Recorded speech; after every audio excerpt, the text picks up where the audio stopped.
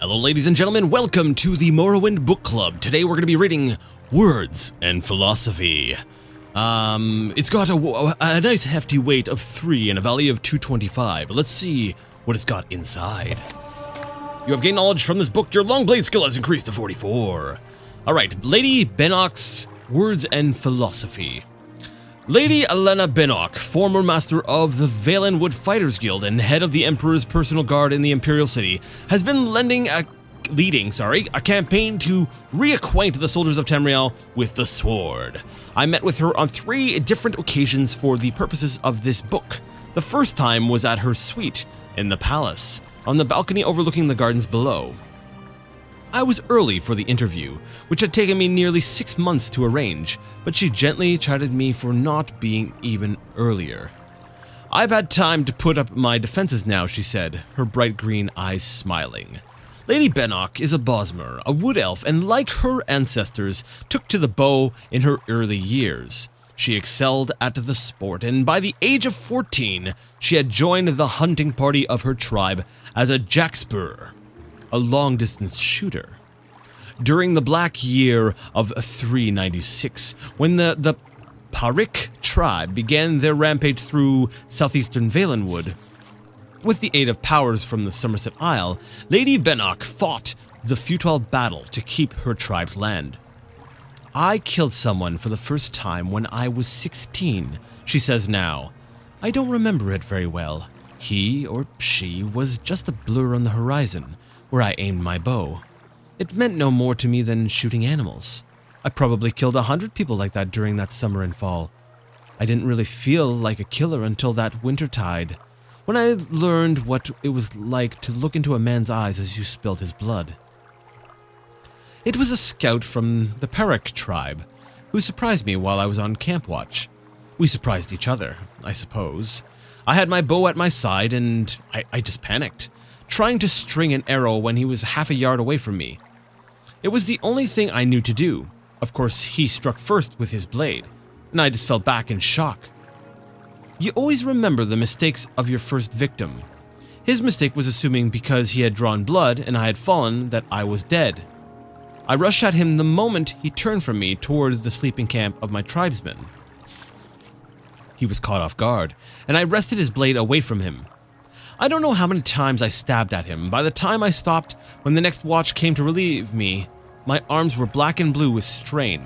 There was not a solid piece of him left. I had literally cut him into pieces. You see, I had no concept of how to fight or how much it took to kill a man. Lady Bennock, aware of this deficiency in her education, began teaching herself swordsmanship at once. You can't learn how to use a sword in Valenwood, she says. Which isn't to say Bosmer can't use blades, but we're largely self-taught. As much as it hurt when my tribe found itself homeless, pushed to the north, it did have one good aspect. It afforded me the opportunity to meet Red Guards. Studying all manners of weapon-wielding under the tutelage of Warde Akor, Lady Bennock excelled. She became a freelance adventurer, traveling through the wilds of southern Hammerfell and northern Valenwood, protecting caravans and visiting dignitaries from the various dangers indigenous to the population. Unfortunately, before we were able to pursue her story of her early years any further, Lady Bennock was called away on urgent summons from the Emperor. Such is often the case with the Imperial Guard, and in these troubled times, perhaps more so than in the past. When I tried to contact her for another talk, her servants informed me that their mistress was in Skyrim. Another month passed, and when I visited her suite, I was told she was in High Rock. To her credit, Lady Bennock actually sought me out for our second interview on Sun's Dusk of that year. I was in a tavern in the city called the Blood and Rooster. A tavern in the city called the Blood and Rooster. So the Blood and Rooster was the name of the city? Interesting. And I think this was being done in Valenwood, right? That's where we started. I'll have to take a look. I'm kind of curious to go back to Arena real quick and take a look through the different city names and see if I can find a place called the Blood and Rooster. Anyways, when I felt her hand on my shoulder. She sat down at the rude table and continued her tale as if it had never been interrupted. She returned to the theme of her days as an adventurer and told me about the first time she ever felt confident with a sword. I owned at the time an enchanted dye katana, quite a good one, of Daedric metal. It wasn't an original Akaviri. Okay, I said that right. Not even of design. I didn't have that kind of money, but it served my primary purpose of delivering as much damage with as little effort on my part as possible. Akor had taught me how to fence, but when faced with a life or death situation, I always fell back on the old overhand wallop. A pack of orcs had stolen some gold from a local chieftain in Mediti, and I went looking for them in one of the ubiquitous dungeons that dot the countryside in that region. There were the usual rats and giant spiders, and I was enough of a veteran by then to dispatch them with relative ease. The problem came when I found myself in a pitch-black room, and all around me I heard the grunts of orcs nearing in.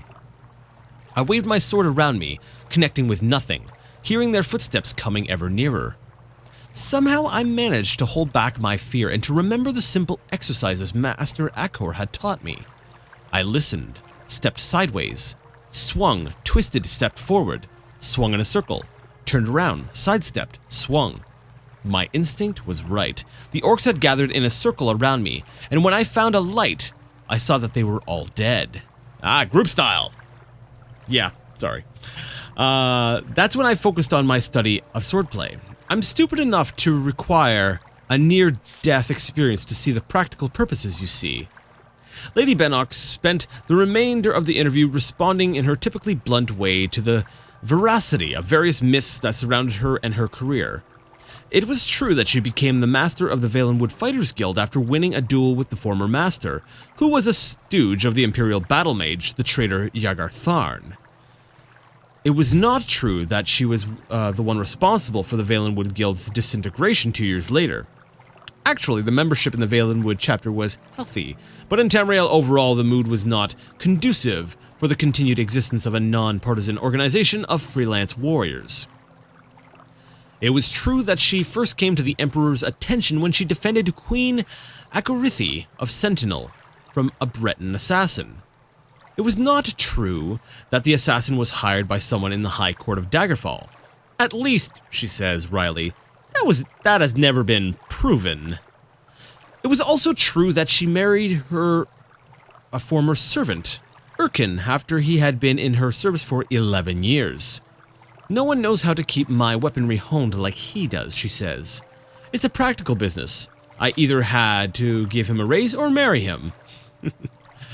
The only story I asked her that she would neither admit nor refute was the one about Calixes, the Emperor's bastard. When I brought up the name, she shrugged, professing no knowledge of the affair. I pressed on with the details of the story. Calixes, though not in line for succession, had been given the Archbishopric of the One, a powerful position in the Imperial City, and indeed all over Tamriel, where that religion is honored. Whispering began immediately that Calixes believed that the gods were angered with the secular governments of Tamriel, and the Emperor specifically. It was even said that Calixes advocated full-scale rebellion to establish a theocracy over the Empire. It is certainly true, I pressed on, that the Emperor's relationship with Calixes had become very stormy, and that legislation had been passed to limit the Church's authority. That is, up until the moment when Calixes disappeared, suddenly, without notice to his closest of friends. Many said that Lady Bennock and the Imperial Guard assassinated the Archbishop Calixes in this sacristy of his church. The date usually given was the 29th of Sun's Dusk, 3rd Era, 498.